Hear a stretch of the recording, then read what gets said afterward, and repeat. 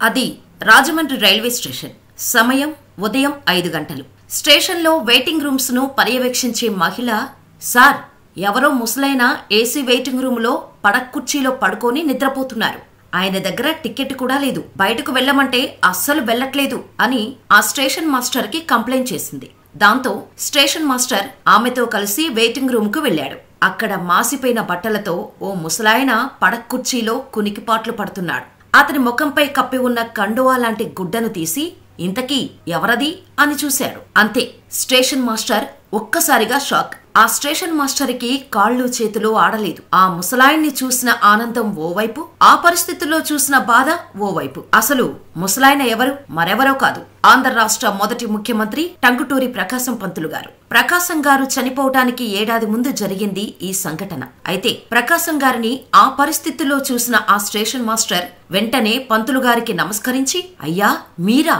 నేను రాజేశ్వరరావు గారి అబ్బాయి నుండి, మీ శిష్యుడిని అని నమస్కారం చేశాడు. అరసెకను కూడా ఆలస్యం చేయకుండా ప్రకాశం గారు కళ్ళు తెరిచి, ఎరా భోంచేశావా అని అడిగాడట. కానీ పంతులు గారి ప్రశ్న స్టేషన్ మాస్టర్ కు అర్థం కాలేదు. ఎందుకంటే ఉదయం 5 గంటలకు ఎవరైనా కాఫీ తాగావా అంటారు, లేకపోతే టిఫిన్ తిన్నావా అంటారు. మరి పంతులు గారేంటి భోంచేశావా అని అడుగుతున్నారు? బహుశా వయసు మీద పడటంతో ఏమడగాలో తెలియక ఇలా అడిగారేమో అనుకుని పంతులు గారితో, అయ్యా, ఇప్పుడు సమయం తెల్లారి 5 గంటలు, మీరు కాఫీ తాగావా అని అడగపోయి భోంచేశావా అని అడిగినట్టున్నారు అని అన్నాడు ఆ స్టేషన్ మాస్టర్. దాంతో పంతులు గారు, ఎరా, మీ నాన్న రాజేశ్వరరావు నీకు నేర్పించిన సంస్కారం ఇదేనా? నేను నిన్నేమడిగాను? భోంచేశావా అని అడిగా. మరి దానికి నువ్వేం చెప్పాలి? నేను భోంచేశా, మీరు చేశారా అని కదా అడగాల్సింది అని అన్నారు ప్రకాశం గారు. అప్పుడు అసలు విషయం అర్థమైంది ఆ స్టేషన్ మాస్టర్ కి. పంతులు గారు ఆకలి బాధతో ఉన్నారని వెంటనే ఆయనకు కావాల్సిన పదార్థాలను వండటానికి ఇళ్ల దగ్గర మనుషులను పురమాయించారు. ఈలోపు ప్రకాశం పంతులు గారు రాజమండ్రి స్టేషన్ లో ఉన్నారని తెలిసి జనాలు పోటెత్తారు. ఇప్పుడు మీరు ఎక్కడికి వెళ్లాలి పంతులు గారు అని ఒక పెద్ద మనిషి పంతులు గారిని అడిగారు. విజయవాడ వెళ్తా అన్నారు పంతులు గారు. పంతులు గారి దగ్గర డబ్బులు లేవని తెలిసి అక్కడికక్కడే జనం తలా 2 రూపాయలు 5 రూపాయలు వేసుకుని మొత్తం 72 రూపాయలు పోగు చేసి పంతులు గారి జేబులో పెట్టి విజయవాడ రైలు ఎక్కించారు. రైలు బయలుదేరుతుందనగా ఒక వ్యక్తి పరిగెత్తుకుంటూ వచ్చి పంతులు గారి కాళ్ల మీద పడి, రైలు బయలుదేరుతుందనగా, పంతులు గారు, మీరు రాజమండ్రి స్టేషన్ లో ఉన్నారని తెలిసి 10 మైళ్ల దూరం పరిగెత్తుకుంటూ వచ్చానయ్యా. భార్య క్యాన్సర్ తో బాధపడుతుందయ్యా అంటూ పెద్దగా ఏడవటం మొదలుపెట్టాడు. దాంతో పంతులు గారు అతన్ని లేపి, ఏరా, మనుషులన్నాక కష్టాలు రాకుండా ఉంటాయా? ఇదిగో ప్రస్తుతానికి ఈ 72 రూపాయలు ఉంచు అని జేబులో ఉన్న 72 రూపాయలు అతని చేతిలో పెట్టబోయాడు ప్రకాశం గారు. ఇదంతా చూసిన ఓ పెద్ద మనిషి, అయ్యా పంతులు గారు, మీ జేబులో ఉన్న మొత్తం వాడి చేతిలో పెట్టారు, మీకంటూ కనీసం ఓ 10 రూపాయలన్నా ఉంచుకోవాలి కదండి. సరే, ఎలాగోలా విజయవాడ చేరతారు. మళ్లీ అక్కడ ఎవరో ఒకళ్ళు మీకు అన్నం పెట్టాలి, ఇంకొందరు పూనుకొని మిమ్మల్ని రైలెక్కించాలి. ఎంతో గొప్పగా బతికిన మీకు ఈ కర్మేంటి పంతులు గారు అంటూ భోరున ఏడిస్తే పంతులు గారు ఆయన భుజం మీద చెయ్యేసి, ఎరా, నాకేమన్నా అయితే చూసుకోవడానికి ఇంతమంది ఉన్నారు, పాపం వీడికెవరున్నారా అని కళ్ళనీళ్లు పర్యంతమయ్యారట. ఆ రోజుల్లో తమ కోసం కాకుండా జనం కోసం నాయకులు బతికేవాళ్లు. ముఖ్యమంత్రి పదవి చేసినప్పటికీ తనకంటూ ఏమీ మిగిల్చుకోలేకపోయాడు పంతులు గారు. వారసత్వ రాజకీయాలకు వ్యతిరేకి, కన్న కొడుకులకు కూడా పైసా మిగల్చకుండా మొత్తం ప్రజల కొరకే ఖర్చు చేశాడు. ప్రకాశం పంతులు గారి గొప్పతనం గురించి ఉండవల్లి అరుణ్ కుమార్ గారు ఒక వీడియోలో చెప్పిన సంగతులు ఇవి. ఇలాంటి వల్ల మనం జయంతులు, వర్ధంతుల రోజు మాత్రమే గుర్తు చేసుకుని సత్కరించి ఒక ఫోటో తీసుకుని సోషల్ మీడియాలో షేర్ చేసి మిగతా రోజుల్లో కనీసం తలుచుకోకుండా వదిలేస్తున్నాం. చేతులెత్తి మొక్కాల్సిన నిజమైన దేవుడు టంగుటూరి ప్రకాశం పంతులు గారు. ప్రతి తెలుగువాడు గర్వంగా తలపైకెత్తి, మేము ప్రకాశం పంతులు గారి స్టూడెంట్స్ కాకపోయినా ఆయన కథతో, ఆయన జీవితం నేర్పిన పాఠంతో ఆయన్ను స్ఫూర్తిగా తీసుకొని కళ్లు తెరుచుకున్న తెలుగు జాతి ముద్దుబిడ్డ టంగుటూరి ప్రకాశం పంతులు గారి వారసులం అని చెప్పుకోవాలి అంటూ ఆయన్ని ప్రతిరోజు తలుచుకోవాలి. అంతటి గొప్ప వ్యక్తి జీవిత కథ ప్రతి తరానికి, ప్రతి తెలుగువాడికి తెలియాలి. The great legendary person Tanguturi Prakasam Pantulu garu. ఆయన గురించి అందరికీ తెలిసింది చాలా తక్కువ. కుళ్ళు రాజకీయాల వల్ల బలైన వారిలో టంగుటూరి కూడా ఒకరు. ఆయన చివరి రోజుల్లో పడిన కష్టాలు అన్నీ ఇన్నీ కాదు. ప్రకాశం పంతులు గారి లైఫ్ లో ఇటువంటి ఎన్నో విషాదకర సంఘటనలు ఉన్నాయి. అవన్నిటినీ తెలుసుకుంటే కళ్ళు చెమ్మగిల్లక మానవు. ముఖ్యమంత్రిగా పదవి చేపట్టిన ఆయన పరిస్థితి ఎందుకు అంతలా దిగజారిపోయింది? అవిశ్వాస తీర్మానంలో టంగుటూరిని ఎవరు ఓడించారు? ఆ రోజుల్లోనే రోజుకు 1000 రూపాయలు సంపాదించిన లాయర్ ఇంటి నిండా డబ్బుల కట్టలు పెట్టడానికి కూడా స్థలం ఉండేది కాదట. మరి చివరికి పస్తులు, ఆకలి బాధలతో సతమతమయ్యేలా చేసింది ఎవరు? ఎవరికీ తెలియని టంగుటూరి ప్రకాశం పంతులు గారి స్టోరీ ఏంటి తెలియాలంటే ఈ వీడియో చివరి వరకు చూడాల్సిందే. దయచేసి మేమిచ్చే ఇన్ఫర్మేషన్ క్లియర్ గా అర్థం చేసుకోవాలంటే వీడియోని ఎక్కడా స్కిప్ చేయకుండా చూడండి. అయితే దానికి ముందు చిన్న రిక్వెస్ట్, ఇప్పటి వరకు మా ఛానల్ ని సబ్స్క్రైబ్ చేసుకుని వారుంటే వెంటనే సబ్స్క్రైబ్ చేసుకుని పక్కనే ఉన్న బెల్ ఐకాన్ కొట్టేసి నోటిఫికేషన్ ఆన్ లో పెట్టుకోండి. వీడియో నచ్చితే లైక్ చేసి మాకు కొద్దిగా మీ సపోర్ట్ ఇవ్వండి. అలాగే చివరిలో మీ అభిప్రాయాన్ని మాకు కామెంట్ చేయటం మాత్రం అస్సలు మర్చిపోవద్దు. ఇక వీడియో స్టార్ట్ చేసేద్దాం. టంగుటూరి ప్రకాశం పంతులు గారు అనగానే మనందరికీ గుర్తుకు వచ్చేది బ్రిటిషర్స్ తుపాకీకి గుండె చూపించి మరీ కాల్చమని చెప్పిన ధైర్యవంతుడు అని. ఒంగోలుకి సమీపంలోని వినోదరాయునిపాలెంలో ఓ పేదింటిలో పుట్టారు టంగుటూరి. తండ్రి గోపాలకృష్ణయ్య, తల్లి సుబ్బమ్మ. టంగుటూరికి 11 ఏళ్ల వయసు వచ్చేసరికి తండ్రి మరణించాడు. కుటుంబ భారమంతా తల్లి సుబ్బమ్మపైనే పడింది. పిల్లలను తీసుకుని ఒంగోలుకు తీసుకుని వచ్చేసి చిన్న భోజనశాలను నడిపి పిల్లల బాధ్యత చూసుకుంది సుబ్బమ్మ. టంగుటూరి గారి బాల్యమంతా ఒంగోలు, అద్దంకి, నాయుడుపేట ప్రాంతాల్లోనే గడిచింది. 4వ క్లాస్ చదివేటప్పుడు 3 రూపాయల పరీక్ష ఫీజు లేక తల్లి పరిస్థితిని అర్థం చేసుకుని బావగారి సాయం అడగటానికి వెళ్లారు ప్రకాశం పంతులు గారు. చేతిలో చిల్లి గవ్వలేక తన ఊరు నుండి 25 మైళ్ల దూరంలో ఉన్న వాళ్ల బావగారింటికి నడుచుకుంటూ వెళ్లారు. తీరా బావగారింటికి చేరుకున్నాక నా దగ్గర మాత్రం ఎక్కడున్నాయరా అని అన్నారాయన. ఇక చేసేదేముంది అనుకుంటూ కాళ్ళీడ్చుకుంటూ మళ్లీ 25 మైళ్లు తిరిగి నడుచుకుంటూ ఇంటికొచ్చేశారు పంతులుగారు. కొడుకు పరిస్థితి చూసిన తల్లి గుండె విలవిలలాడింది. దీంతో సుబ్బమ్మ తన పెళ్లినాటి పట్టుచీరను అమ్మి ఆ 3 రూపాయల ఫీజు కట్టి పంతులుగారు పరీక్ష రాసేలా చేశారు. ఓ పక్క పేదరికం పీడిస్తున్నా చదువుపై ఉన్న మమకారంతో చదువుని కంటిన్యూ చేశారాయన. తన గురువు అయిన హనుమంతరావు నాయుడుతో కలిసి రాజమహేంద్రవరం వెళ్లారు. ప్రకాశం గారికి న్యాయవాది కావాలనే బలమైన కోరిక ఉన్నప్పటికీ మెట్రిక్యులేషన్ పరీక్షలోనే పాస్ కాలేదు. దానికి కారణం ఆయనకు స్నేహితులు ఎక్కువ. అంతకు మించి ఆయనకు నాటకాలంటే చెప్పలేనంత పిచ్చి.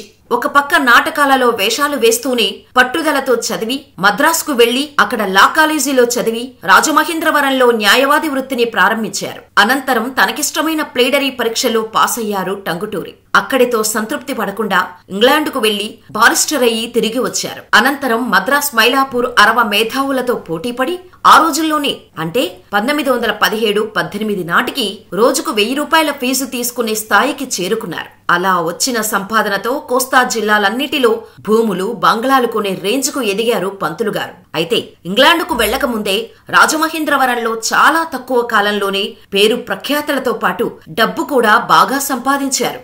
దీంతో రాజమహేంద్రవరానికి మున్సిపల్ చైర్మన్ గా ఎన్నికయ్యారు కూడా. అప్పటికి ఆయన వయస్సు కేవలం 30 సంవత్సరాలే. ఆయన రాజకీయ జీవితం ఇక్కడే మొదలైంది. ఆ తరువాతే ఇంగ్లాండుకు వెళ్లారు. ఆయన దేశానికి తిరిగి వచ్చిన టైంకి స్వాతంత్ర్యం కోసం ఆందోళనలు మరింత ఎక్కువయ్యాయి. దాదాభాయి నౌరోజీ ఆధ్వర్యంలో రాజకీయాల్లోకి వచ్చేశారు. స్వాతంత్ర పోరాట ఉద్యమంలో చురుకుగా పాల్గొంటూ తక్కువ కాలంలోనే జాతీయ నాయకుల దృష్టిని ఆకర్షించారు. గాంధీజీ పిలుపుతో తన ప్లీడర్ వృత్తిని పూర్తిగా వదిలి జాతీయోద్యమంలోకి ఉరికాడు.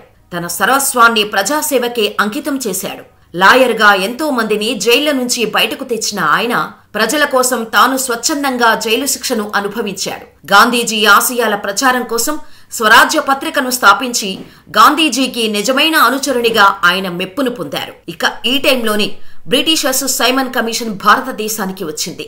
అప్పటి కాంగ్రెస్ నేతలు సైమన్ కమిషన్ లో భారతీయులు లేరు అంటూ కమిషన్ రాకను వ్యతిరేకిస్తూ ఆందోళనకు పిలుపునిచ్చారు. జాతీయ నాయకుల పిలుపుతో ప్రజలంతా నల్ల జెండాలతో సైమన్ కమిషన్ కు వ్యతిరేకంగా రోడ్లపైకి వచ్చి సైమన్ గోబ్యాక్ అంటూ నినాదాలు చేశారు. అలా మద్రాసుకు వచ్చిన సైమన్ కమిషన్ ను అడ్డుకునేందుకు వచ్చిన ఆందోళనకారులను పోలీసులు అడ్డగించారు. పరిస్థితి అదుపు తప్పటంతో పోలీసులు కాల్పులు జరిపారు. ఈ ఘటనలో ఓ యువకుడు అక్కడికక్కడే చనిపోయాడు. ఆ యువకుడి మృతదేహాన్ని తీసుకోవటానికి ప్రజలు ముందుకు వస్తున్నారు. ఎవరైనా ముందుకు వస్తే కాల్చి పడేస్తామంటూ పోలీసులు హెచ్చరించారు. అప్పుడే ప్రకాశం పంతులు గారు ముందుకు వెళ్లి తన షర్టు బటన్స్ తీసి గుండె చూపించి గుండుతో ముందు నన్ను కాల్చండి అని పోలీసులకు సవాల్ చేశారు. దీంతో ప్రకాశం గారికి ఆయన అనుచరులకు పోలీసులు దారి ఇచ్చారు. ఈ ఘటన తర్వాత నుంచే ఆంధ్ర కేసరి అని పిలవటం మొదలుపెట్టారు పంతులు గారిని. 1941లో గాంధీ మొదలుపెట్టిన సత్యాగ్రహ దీక్షలో దక్షిణ భారత్ నుంచి పాల్గొన్న మొట్టమొదటి వ్యక్తి ప్రకాశం పంతులు గారే. 1942లో క్విట్ ఇండియా ఉద్యమంలో పాల్గొన్నందుకు ప్రకాశం పంతులు గారిని 3 ఏళ్లు జైలులో వేశారు బ్రిటిషర్స్. 1945లో జైలు నుండి విడుదలైన తర్వాత దక్షిణ భారతదేశంలో పర్యటించి ప్రజల కష్టాలను దగ్గర నుంచి తెలుసుకున్నారు. దీంతో 1946లో మద్రాస్ ప్రెసిడెన్సీకి జరిగిన ఎన్నికలలో ప్రకాశం గారు ముఖ్యమంత్రి అయ్యారు. తమిళుడు అయినప్పటికీ ప్రకాశం పంతులు గారికి కామరాజు గారు సపోర్టు చేయటంతో ఆ ఎన్నికలలో ప్రకాశం పంతులు గెలిచారు. అప్పుడు పంతులు గారికి పోటీగా నిలబడి ఓటమి పాలైంది రాజాజీ గారు. కానీ ఆ ప్రభుత్వం 11 నెలలు మాత్రమే పనిచేసి పడిపోయింది. అయితే గాంధీజీ కొందరు చెప్పుడు మాటలు విని ప్రకాశం పంతులు గారిని తప్పుబట్టారు. అయినా సరే ఏమాత్రం వెనకడుగు వేయలేదు టంగుటూరి. కాంగ్రెస్ లో ఉండి కాంప్రమైజ్ కాలేక ఆ పార్టీని వీడి ప్రజా పార్టీని స్థాపించి ప్రచారం చేసినప్పటికీ ఆయన మళ్లీ అధికారంలోకి రాలేకపోయారు. ఇక ఆ టైంలోనే 1952లో పొట్టి శ్రీరాములు ప్రత్యేక ఆంధ్ర రాష్ట్ర కోసం ఆమరణ నిరాహార దీక్ష చేస్తున్న సమయంలో వారికి మద్దతుగా ప్రకాశం పంతులు ఉద్యమంలో పాల్గొన్నారు. భాష ఆధారంగా రాష్ట్రాలను ఏర్పాటు చేసినప్పుడు తెలుగులో మాట్లాడే వారికి ప్రత్యేక రాష్ట్రం ఎందుకు ఇవ్వరు అని నెహ్రూ ముందుకు రూపాయి నోటు విసిరి, చూడండి ఈ రూపాయి నోటులో 1 రూపాయి అని తెలుగులో రాసి ఉంది, మాకు ప్రత్యేక రాష్ట్రం ఎందుకు ఇవ్వరు అని నిలదీశారు. అయినా సరే భారత సర్కారు ఆంధ్ర రాష్ట్రం గురించి ఆలోచించలేదు. దీంతో పొట్టి శ్రీరాములు ఆమరణ నిరాహార దీక్షను కొనసాగించారు. అలా పొట్టి శ్రీరాములు గారి ఆత్మార్పణం తర్వాత 1953 అక్టోబర్లో ప్రత్యేక ఆంధ్ర రాష్ట్రం ఏర్పడింది. ఆంధ్రులకు ప్రత్యేక రాష్ట్రం కోసం పోరాటం చేసి తీర్మానం చేయించి కర్నూలు రాజధానిగా రాష్ట్రాన్ని సాధించి నెహ్రూ గారి కోరిక మేరకు ప్రకాశం పంతులు గారు మొదటి ముఖ్యమంత్రిగా బాధ్యతలు చేపట్టారు. ఇక్కడ సందర్భం వచ్చింది కాబట్టి ఓ చిన్న విషయం. పొట్టి శ్రీరాములు గారు ఆమరణ నిరాహార దీక్ష చేసి ఎలా మరణించారో, దాని కారణంగా ఎలా తెలుగు రాష్ట్రాన్ని సాధించి పెట్టారో, ప్రకాశం పంతులు గారిలో చెలరేగిన ఆగ్రహ జ్వాలలకు మద్రాస్ ఎలా మాడి మసిబొగ్గు అయిందో దానికి సంబంధించిన డీటెయిల్డ్ వీడియో ఇక్కడ కార్డ్స్ లో ఇవ్వటం జరిగింది. అక్కడి నుండి ఆ స్టోరీ కూడా చూసి తెలుసుకోండి, అస్సలు మిస్ అవ్వకండి. ప్రకాశం పంతులు గారు ఇలా ముఖ్యమంత్రి అవగానే అలా కృష్ణా బ్యారేజ్ నిర్మాణం చేపట్టారు. అటు తిరుపతిలో శ్రీ వెంకటేశ్వర విశ్వవిద్యాలయాన్ని ప్రారంభించారు. అయితే కాంగ్రెస్ నుంచి బయటకు వచ్చేయటంతో ప్రకాశం పంతులపై అప్పటి నేతలకు పీకల దాకా కోపం ఉన్నా ఎక్కడా బయటకు చూపించేవారు కాదు. ఆయన ముఖ్యమంత్రిగా పనిచేయటం ఇష్టం లేక ఆ విషయాన్ని ధైర్యంగా చెప్పి ప్రకాశం పంతులు గారికి వ్యతిరేకంగా గళం విప్పే ధైర్యం లేక నెహ్రూ గారికి పంతులు గారిపై చాడీలు చెప్పడం మొదలుపెట్టారు నేతలు. అలా చాడీలు చెప్పే గ్యాంగ్లో మొదటి వరుసలో సి రాజగోపాలాచారి ఉండేవారు. ఎందుకంటే ఎన్నికలలో ప్రకాశం పంతులు తనను ఓడించారన్న ద్వేషం ఆయనలో విపరీతంగా ఉండేది. దీంతో రాజాజీ చెప్పే పితూరీలతో జవహర్ లాల్ నెహ్రూ ప్రకాశం మీద కోపం పెంచుకున్నారు.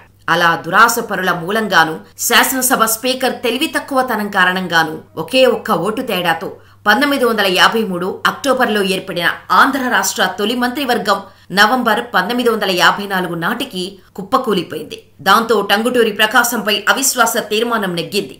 అది కుట్రపూరితంగా నెగ్గించిన తీర్మానమని అందరికీ తెలుసు. అంతేకాదు రాజ్యాంగబద్ధత లేని స్పీకర్ చర్య. అయినా సరే ప్రకాశం పంతులు గారు తన రాజీనామా సమర్పించి పదవి నుండి తప్పుకోవటంతో రాష్ట్రపతి పాలన వచ్చింది. అయితే ప్రకాశం పంతులని తిరిగి కాంగ్రెస్ పార్టీలోకి తెచ్చి తన ఆధీనంలో పనిచేయించుకోవాలన్నది నెహ్రూ పట్టుదల.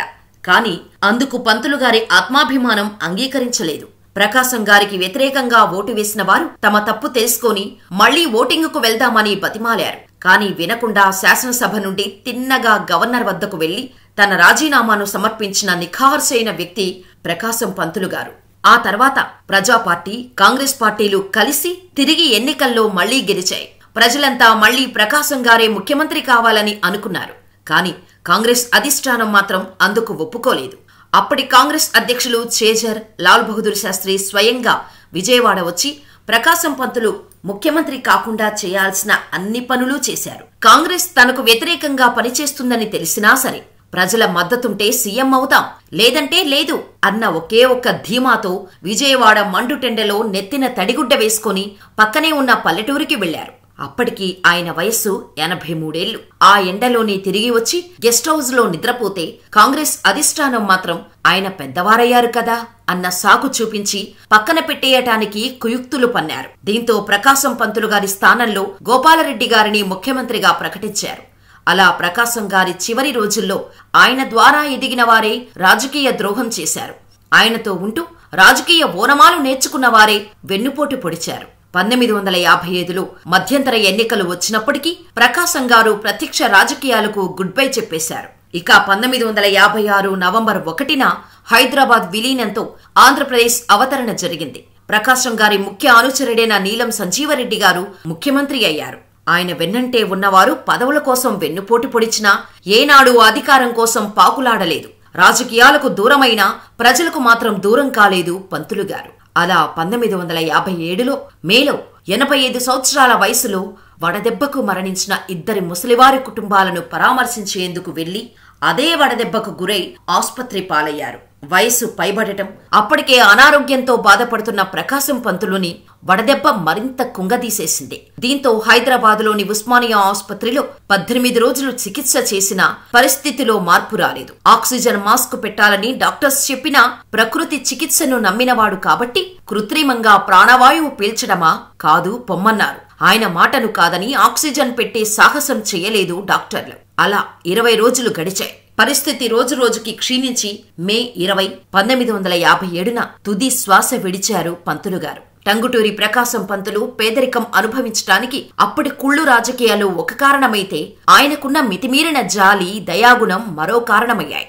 ఎవరైనా సాయం అడిగితే తన దగ్గర ఎంతుంటే అంతే ఇచ్చేవారు. బీరువాలో ఎంతుంటే అది 2 చేతులతో తీసిచ్చేవారు. తన కోసం, తన కుటుంబం కోసం ఏదీ దాచుకోలేదు. అలా సంపాదించిందంతా పోయింది.